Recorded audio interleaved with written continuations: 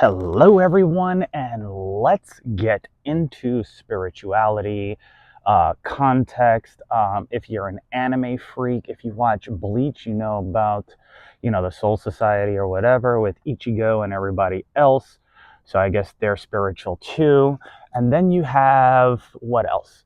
Well, there's a handful of things. You have Goku who throws the spirit bomb and everything like that. So for lesson 40, it's only right that we call this Defense Against the Dark Arts, paying homage to, well, Harry Potter, of course, Severus Snape, and then, of course, well, just think about it, right? Because how are you going to defend yourself in the world without having some type of, analogy, metaphor, entendre in order to relate something to, in order so that you understand it better, right? It's one thing to see things differently, but to see them also as better is a completely new, different level, right? So let's get into it, right? Because I could go on and on with examples. So life and death rests upon the tongue, right? This is Proverbs 18:21. Now, the reason why I'm using context from the Bible, it's like a 2-for-1 special. See, apparently the first 5 books of the Bible, which are in other areas, it's already in there. So in one book, there's multiple books plus the first half of the other ones, right? So it's kind of like a story on history and things that have already been done. So let's get into this, right? So if we're going to take the Harry Potter theme, there's things that are known as an unforgivable curse, right?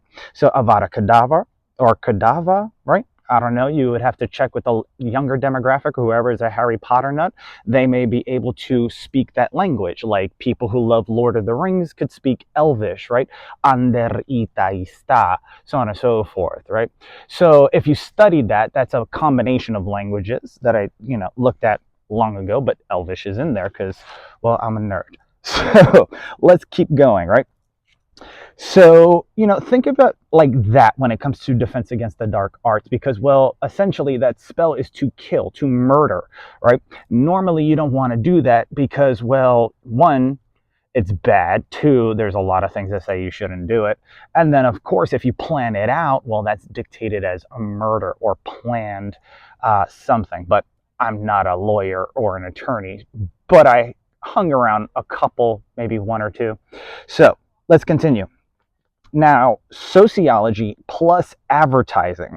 How does everything work when it comes to the world of marketing? Well, first you have to look at things on a mass scale, on a psychological standpoint. So you have to study groups of people. Some of the marketers or business people might understand this as account-based marketing, segmentation, so on and so forth. If you're in finance, it would be diversification amongst different industries or businesses or whatever the case may be, commodities, etc.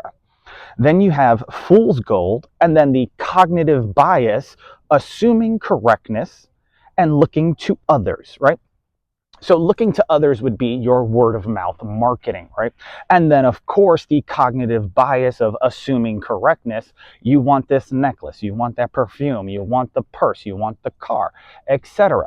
Remind you, if you haven't seen previous lessons within class and you just started out with this one, go back and watch some of them first before you watch this, because you might get emotionally triggered and we haven't gotten there yet.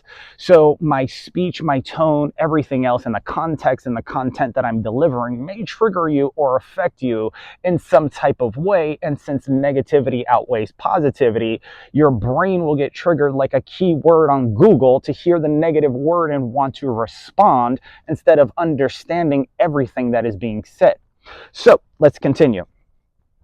Now, there's hidden psychological factors, but before we move into this, right?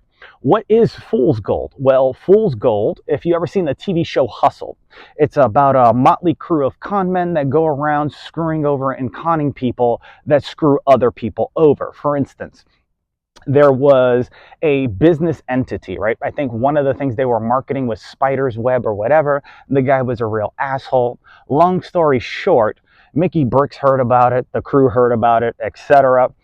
And one of the things that caused Mickey to step in was not only did he steal the person's material, he actually got somebody or got him to commit suicide, so on and so forth, after the fact, and by still profiting off of his material. So when Mickey Brooks heard about this, it was the perfect thing, right? Because what kind of fucked up person goes out in business and then steals someone else's shit and then also gets a group of people or whomever and puts them in a financial position in order to, well, you know, jump off a fucking building? I mean, you've seen the movie Limitless, but let's think about this, right? So let's keep going, right? Now, there's social proof, right? That's the car, that's everything else. So since people like to mirror each other, right? Or as some people will say, monkey see, monkey do. If you see somebody with a lot of money or fancy stuff, a big house, a car, everything else, and you think that you want to be like this person because Tony Robbins teaches, and he's a spiritual person, that people like people who are like themselves or how they would like to be.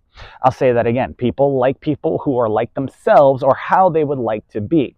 So now if we combined everything, social proof, fool's gold, the cognitive biases, when you get to that level, your cognitive bias would kick in and you would say, oh, I knew it was worth it, right? I knew going to school was worth it. I knew getting into so much debt that I can't freaking get rid of was worth it because I now have a job, right? So think about it from that perspective, right? Because the fool's gold is, well, let's talk about fiat currency, which isn't backed by anything, right? And Warren Buffett dictated that cryptocurrency is only valuable based upon the belief that people have within it. So, enough said there. Now let's get into the hidden psychological factors in plain sight, right? Now, if you ever seen a gentleman on YouTube called Chris Do, right? He talks about a psychological effect that you are able to do within sales called anchoring, right? Now, what anchoring does is it makes certain things, especially price points, seem different, right? These are part of the dark arts here, right? Because essentially you have to convince people to part with their hard-earned dollars. And that's what their time, energy, and attention on something else that gives them that 48 hours off or 24 hours off, and then they're able to spend their time, energy, and attention, right? The cash that they earn from working and trading time for money. So if I were to say this costs X amount of money, right? Let's say this costs $5,000. It's a joker, by the way, right? However, this costs about $3,000, give or take, right? But then I have this, right? And I could tell you a story about this. But this right here costs $250,000. Which one are you going to purchase? Now, mind you, I was being exaggerating, with the prices, or I was exacerbating the prices and all that. However, you would go for the lower one unless you could afford the higher price point. Yes or yes. So if it was 10,000, 5,000, and 3,000, which one would you go for based on price? Because if the price changed, what would you go for, right? It's like going to a carnival, right? And you go to a carnival, they ask you, okay, you got this amount of points, you could pick any one of these things from here, so on and so forth, right? And you traded time, energy, something for something else, right? In exchange for something else. So the anchoring will make you think that just because, okay, well, he's trying to sell me, so I want to get the best deal, yada, yada. Okay, well, he said that the best package is $100,000 for the best website. But I could do X, Y, and Z for $75,000, right? Or I could hook you up with a nice, $2,000 website, and it's not integrated. It doesn't have any analytics, so on and so forth. It doesn't have heat maps. It doesn't have sensors. It can't tell you exactly where people are moving the cursor and purchasing, so on and so forth. So your analytics and your targeting and your retargeting is going to be all screwed up, so on and so forth. But that sounds like the better deal, right? Because it's cheaper. So, learn certain things as well as the ingredients, right? Because just like English class, right, you get busted for plagiarism. Same thing happens in any industry, right? pharmaceuticals, food, water, etc., right? However, there's a handful of waters that are being sold, but they're labeled differently. And then, of course, some of those things, like body armor, have things besides water in them, right?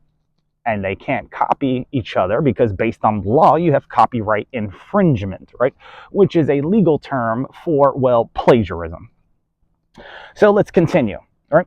So you have decision fatigue. Actually, wait a second. Did we jump ahead? Nope. Here we go. We're going into, yep, decision fatigue and ego depletion, right?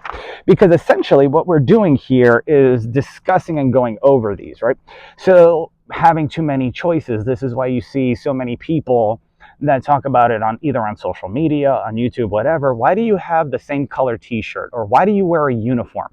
Because the less choices you have to make using your brain, the more energy you will have towards other things, right? So if you sit in front of a computer all day, you know how draining it is to, well, just stare at a computer, use your head, so on and so forth, so on and so forth. But if you're, let's say, a fitness coach and you also work out with your clients, well, then you also know physically how difficult it is. So you just pick out gym clothes. You don't care what they look like. You're going to the gym. Makes things easier. Then, of course, ego depletion. Then you have environmental priming. And then, of course, you have emotional connotation, right? So, which is rapid transfer of emotions from one to another, right? So somebody comes in, whether it's a child or an adult, and they transfer their emotions. If they're happy and they tell the story correctly to you, all of a sudden you become happy unless you're in a bad mood, and then everything balances out, right? Your energy that was up here in one person comes down a notch, and then, of course, the person, if they were negative, meets them halfway, so now it's balanced, right? Now we'll move into the scarcity principle, right? Increases need slash want when something is perceived as rare or limited. So when you hear things like for a limited time, so on and so forth, or this is the rarest diamond stone ever, right? And because it's a diamond, it's so valuable. But let me tell you about the way it's cut, how the light shines through it. Do you see how it refracts the light, so on and so forth, etc.? Now that story makes it valuable, right? The heart of the sea would not be as valuable or priceless without the story, right? And I'm pretty sure that came from the Titanic. So think about it, right? Or whatever jewel that is. Moving on to the next point. So what is it to use deduction, right? Now, if you studied deduction because you were in law enforcement, or you loved Sherlock Holmes and being a detective and all that sounded cool, you know, Sir Arthur Conan Doyle, I think is his name, if I remember correctly. Or, yeah. But if I remember correctly, he wrote Sherlock Holmes. Now, this can be used by law enforcement, made more popular by way of Sherlock Holmes, which I mentioned, right? And then, of course, you have confirmation bias, which creates tunnel vision. And then, of course, framing effects. For instance, framing would be something similar to, well, 90% fat free instead of 10% less fat. Because you see 90 and you perceive 90 as a larger number, it's better. So you think of it from a positive perspective, right? Or point of view. Now let's work backwards, since, you know, we're trying to not only go forward but then reverse engineer so that we understand. And if you ever want to proofread a paragraph in English class, for you youngins out there, read through it first correctly and then read through it backwards and you'll catch the mistakes. So we pretty much explained this portion. However, deduction would be not making up assumptions, but being able to read a room or read a person, right? So cold reading, warm reading, hot reading. If you're a magician, you understand this terminology. If you're in other industries, you may understand this terminology, especially sales, because you have cold leads, warm leads, and hot leads, right? Now, dark psychological tactics, right? So we have gaslighting, right? Making someone question their own memory, sanity, and perception of the world. Well, this would also be known as a Mandela effect. You see these videos all over the place. The other day I asked my brother-in-law, how do you spell Onyx from Pokemon? And magically they changed the spelling in that from a Y to an I, which made it interesting, right? So these are some things that normally occur. And then, of course, with digital technology and everything else, it gets a little bit interesting, right? So let's continue. Same point, moving forward in a subcategory. So an example, you're too sensitive. This is for gaslighting, right? You're too sensitive. See, a manipulator continues to deny things that happened, right? So they'll continue, I don't know what happened. And once you know or understand the process, it's really difficult to not see it again, right? Then, of course, there's guilt tripping, the moral compass within one person, right? Oh, this person, you should care about them, even though there's no. See, here's the thing, just because they would do it doesn't mean you should do it, right? That's why you have to surround yourself with a multitude of counsel so you can get multiple opinions, but look at the most successful things and utilize what works for you, like what Bruce Lee said in his philosophy of Jeet Kune Do, right? Or the Tao of Jeet Kune Do, right? JKD, the way of the intercepting fist, right? Then, of course, there's triangulation. Now, mind you, I did not just come up with this. I did my research. I also cross-referenced with a large language model. And then, of course, as I said in other videos, I also went to the public law library. So check that out if you haven't gone to that library yet. Now, moving on to the next point, when it comes to isolation and control, used with a good cop, bad cop situation. An example, UC will be good cop using a technique called love bombing, used to build trust, while bad cop presses so the other one discusses with the good cop, right? So think of the mommy daddy games, right? There's one that you could go to and another one you get in trouble with, right? One does discipline, the other one does the other thing, and then they bounce back and forth. In the Marines, we normally say we don't got time for mommy daddy games. They know what we're saying, so stop fucking around, right? So it makes things interesting, but let's get into it. So number one, when they're doing isolation and control, they use leverage.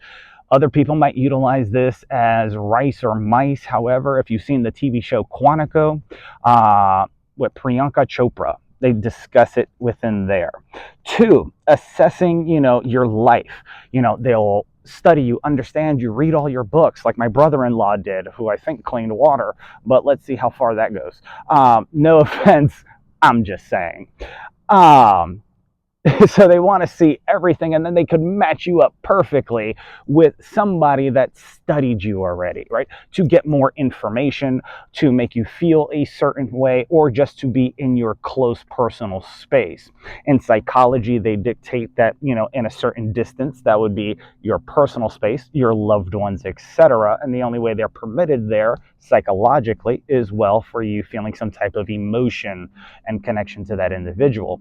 Then you have about 3 feet. Those are your friends, etc. When you go out, you normally see people huddled together, but they're normally within arm's distance of each other. And then, of course, there is everybody else, right? And that's the public space. Same thing happens in your life. The same way you operate in front of your parents isn't the same way you operate and have fun with your friends, right? The same way you talk to your dog isn't the same way you talk to a adult individual while you're in business, right? So think about it, but that's step 2. Now, the misrepresentation intent, right? So this would be something that's very interesting, right? So remember, if they're using the technique as gaslighting, right? Misrepresentation, everything else, making you question your memory, etc. You're dumb, you can't do this, you're not that smart. And then you do some research and you realize, well, people that started certain companies didn't have these things. How did that work, right? And if you know to follow the money, exactly, you can figure it out. Now with artificial intelligence, you can have that assist you and you can make boatloads of cash, right? So last process, which is IC, so isolation control. So after they move you through everything, they slowly move you away from people, and then they slowly test you, exposing you using something in psychological field called exposure therapy. So moving forward. Now, when it comes to the term magic, magic falls underneath applied sciences, under psychology and sociology, in a specific field called mentalism, right? Other things that utilize physics or other mechanical objects, right, to create light or whatever, mess with sound, that would be on the other side in the physical field of science, or applied sciences on the physical side instead of psychological and sociological, right? So these would be areas of misdirection, spatial and verbal places, and then of course temporal, right? And then of course to see if you're within rhythm or off beat, right? So if you look at a drum line, right, they all move as one, right? They make one sound, one band, one sound, one team, one fight, whatever, right? However, if one is off, it sounds disrupted, right? And when that happens, it throws everything off and it disrupts the individuals, not only psychologically, but if you're listening, let's say you go out to a bar and you're listening to music, and then all of a sudden the DJ cuts off the music, everybody looks back and they're like, oh, what happened? It disrupted the pattern that they were in mentally or psychologically, right? So cognitive bias. So you have intentional blindness. Tony Robbins gives a great example of this. You say something like, I don't know, somebody asks you at dinner, can you go get the salt? When you go and try to look for the salt, you say the salt's not here, blah, blah, blah. And then you keep arguing back and forth. And then all of a sudden they come over and boom, there's the salt, right? So on and so forth. If you remember that Tony Robbins video, if you've ever seen his material or studied it. However, intentional blindness is a simpler way with more words to explain it, right? And then you have change blindness, right? So you want to, how do I say this? Map plus use direction, right? So change blindness. So think of it, if you actually, this will be some homework for you guys. Look up a gentleman by the name of Darren Brown. There's one where he's asking people for directions, holding up a map, and another one where I think that they're carrying artwork or some type of thing helping people move.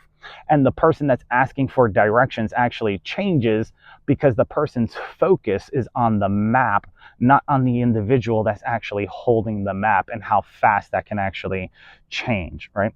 It's like a quick change, if you know what I'm saying. Now, psychological forces, the illusion of free choice, right?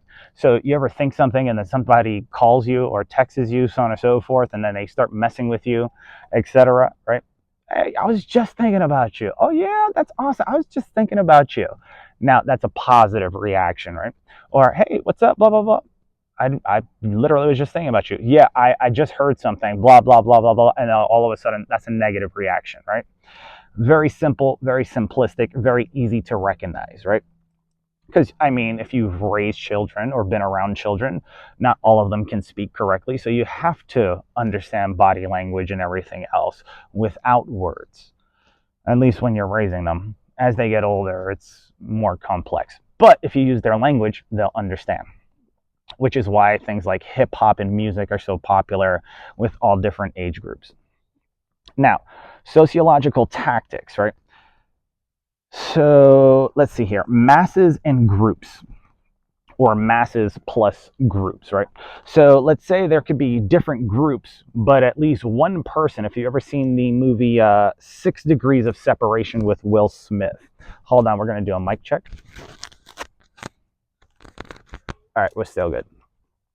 6 Degrees of Separation with Will Smith. Now, when it came to that movie, that was one thing. However, when it comes to the psychological and sociological realm, within a group of 6 people, there'll be at least, chances are, one person that enjoys something from another group that they also enjoy. What do I mean? So in the beginning, I talked about everything, introduced the lesson, etc., and I mentioned Bleach, Ichigo, Dragon Ball Z, anime, right? How many people watching this video enjoy anime, right? So out of all the people that watch this, if you ever get to see this in the future, enjoyed not only seeing this video, but enjoy anime, or enjoyed this experience, or went to Disney. I love Disney. Oh my God, right? And now you could share stories about that and you could connect people, right? So 6 degrees of separation. Remember that. There's always somebody that knows somebody that knows somebody, whatever. Now, frame and control. This comes with storytelling dressing appropriately, your character, and your ability to control context, right? And content to a certain extent, right?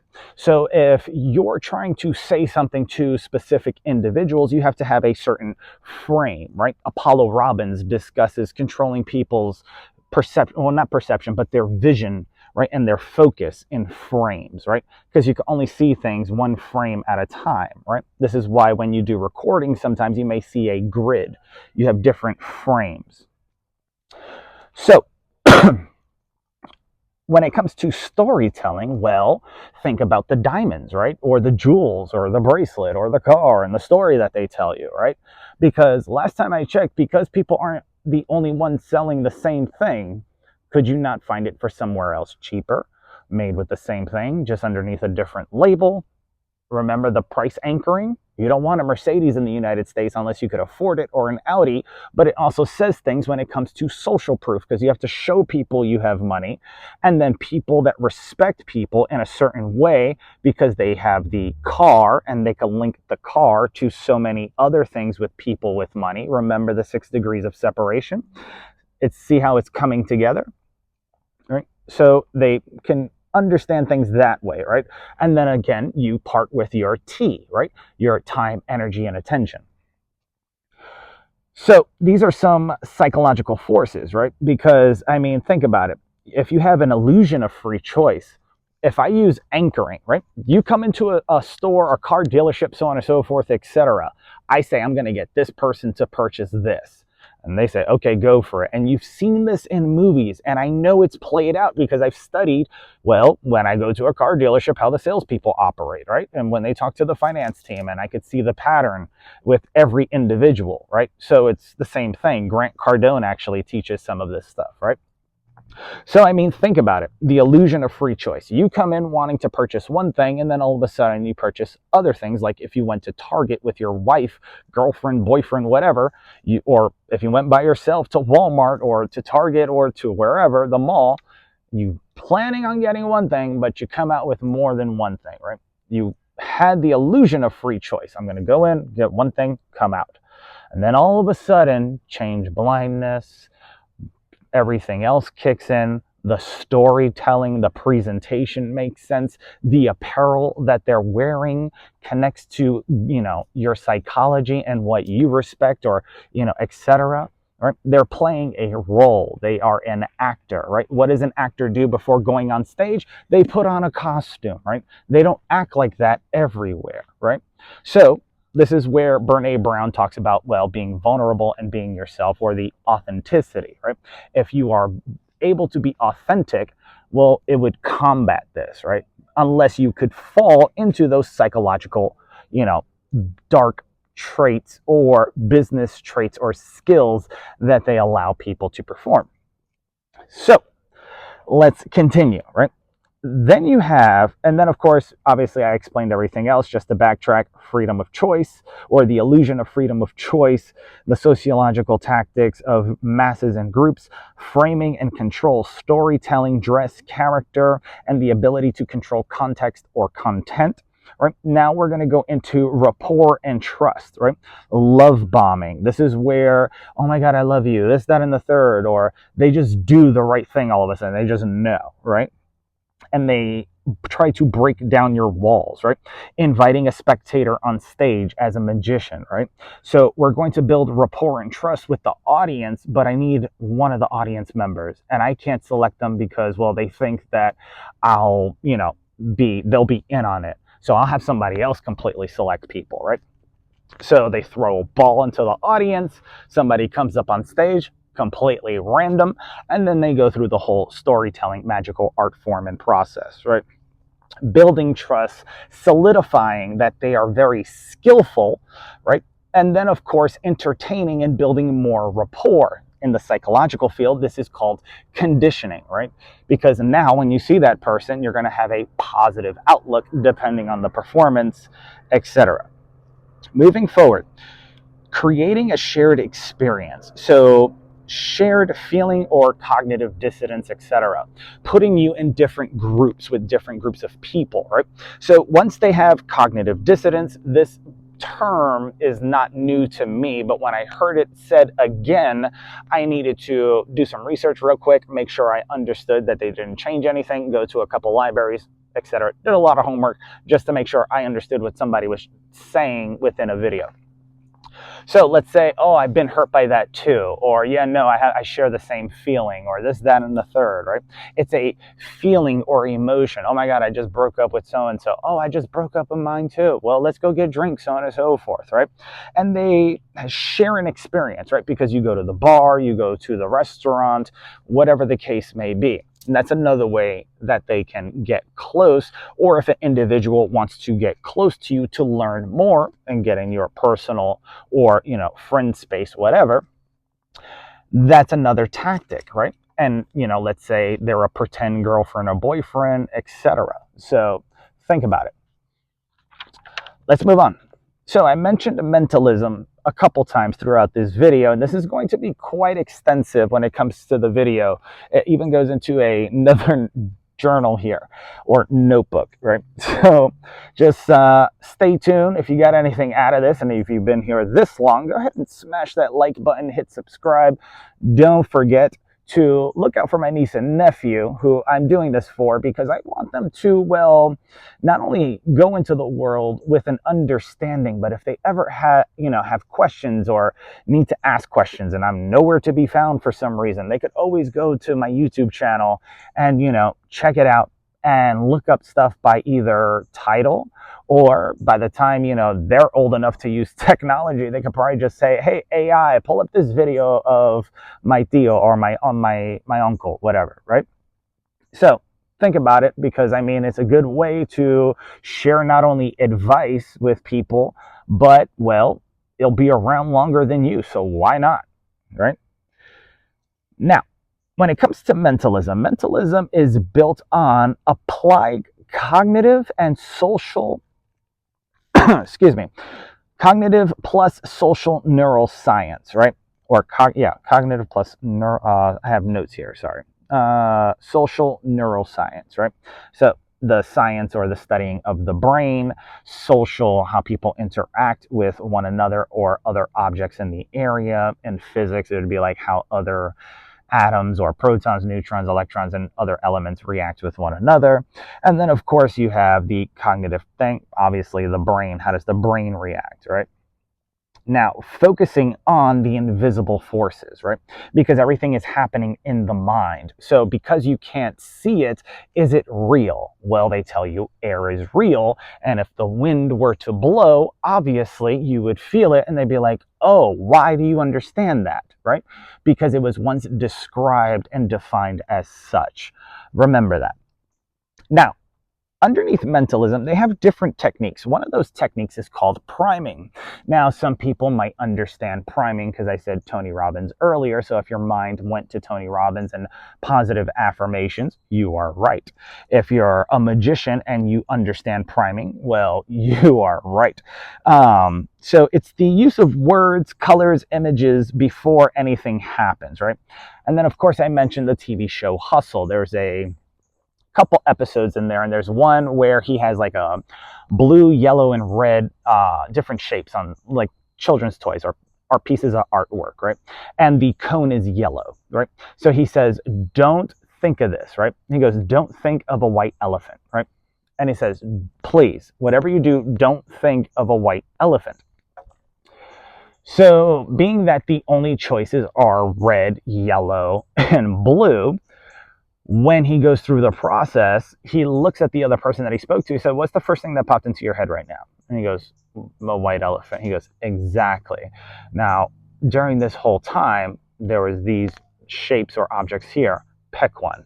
And underneath it had a note, so on and so forth. And he picked up the cone, looked underneath it, and placed it down. He goes, okay, how did you do that?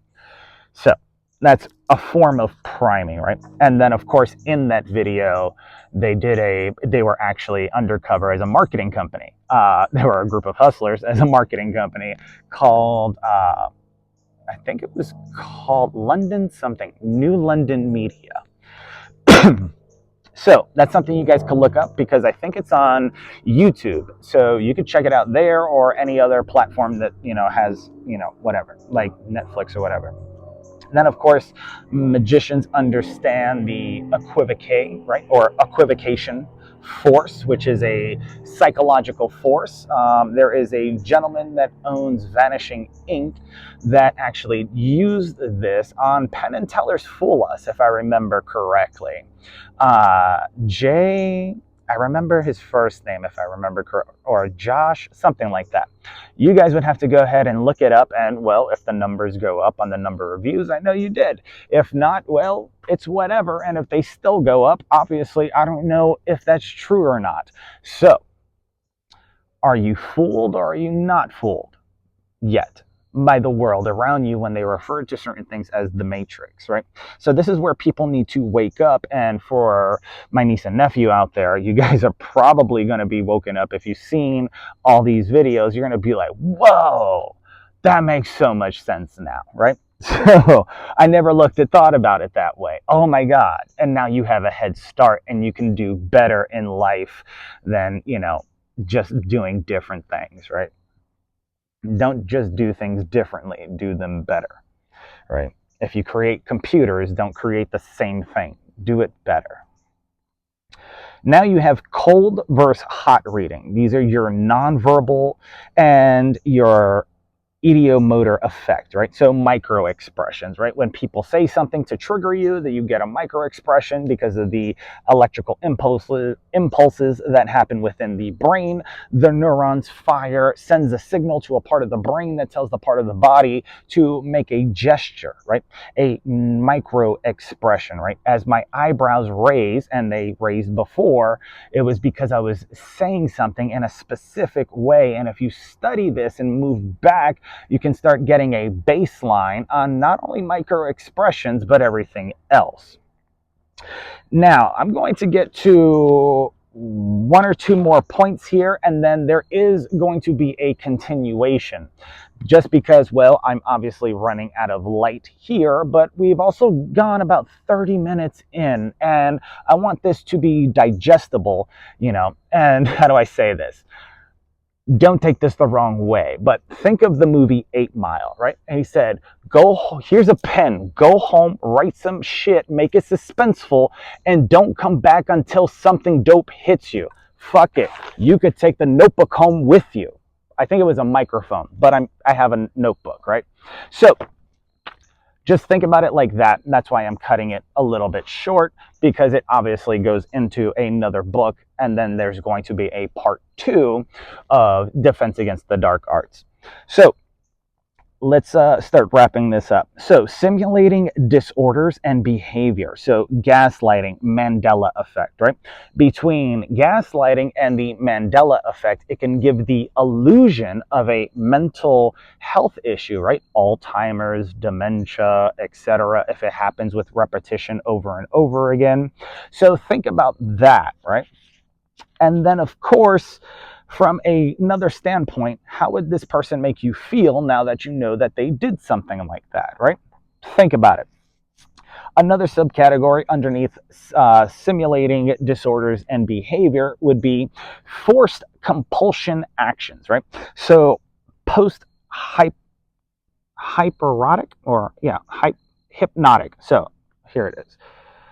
Forced compulsive actions, post-hypnotic suggestions that can compel someone to do or act a certain way, right? So look up Darren Brown on YouTube. And from there, he has something called The Heist and a couple other things. But then he has one with Stephen Fry. I think that one's called like Assassin or something like that. He has another one, I think it's Heist, where, not the Great Art Robbery, but Heist. Where he hypnotizes a person to rob an armored truck. It's completely insane, but you can understand what I'm referring to when I talk about psychological factors, triggers, and everything else that would create these scenarios. Or you could type in Darren, Derren, Brown, and type in trick or treat, and you'll get another understanding of it through YouTube, actually, and the world of, well, magic. Now, next three. So creating social isolation and then paranoia. right? Isolation within social groups, and then, of course, fueled paranoia by exploiting cognitive biases of the sort. Anchoring, whatever the case, those are some. But if you study Charlie Munger in finance, Warren Buffett's business partner, he had, a book on cognitive biases. Tai Lopez talks about this. Any psychological doctor would understand the cognitive biases that people normally have, right? So you can check that out. Now, simulated effect. Target develops perscurity, if I remember correctly, or delusion or paranoia. Right? I don't even know if I enunciated that correctly because there's pronunciation and enunciation, but there's a simulated effect, right? So after all these things, once you watch Darren Brown and understand mentalism a little more, he does one where a kid's playing a video game shooting zombies, and then all of a sudden he gets them to go under in hypnosis. He brings them into a warehouse with paid actors, and they are dressed up as zombies. He gives them a fake shotgun, and he starts trying to shoot them. When they start getting more and more and more, he goes into a certain psychological state. Darren walks in, puts him back under, brings him back in front of the video game, wakes him up with a sound or whatever, and then he quickly looks around, realizes he's in the bar, puts the shotgun down for the video game, and says, "Whoa, that was really weird." And he thought he was too drunk or whatever the case. So I'm going to wrap up right here. We're 41 minutes in. However, we are going to get into things like sensory overload and spatial confusion. We're also going to tap onto creating uncontrollable responses similar to things like OCD. And then, of course, how to defend yourself against applied psychology, not things that are almost seeming to be supernatural. Right? Remember, you can teach someone psychology. However, it's like teaching someone martial arts or magic. You can teach them enough to be dangerous, but then, of course, they're always going to have black belt fever, and they're going to probably get in trouble. Or you can train them if they're deemed that they are worthy to be trained, because the instructor normally deems who's ready to get promoted after certain testing and rehearsals and who shows up to practice, etc. And that's how the world works. Same thing in school. All right. So we're going to get into that.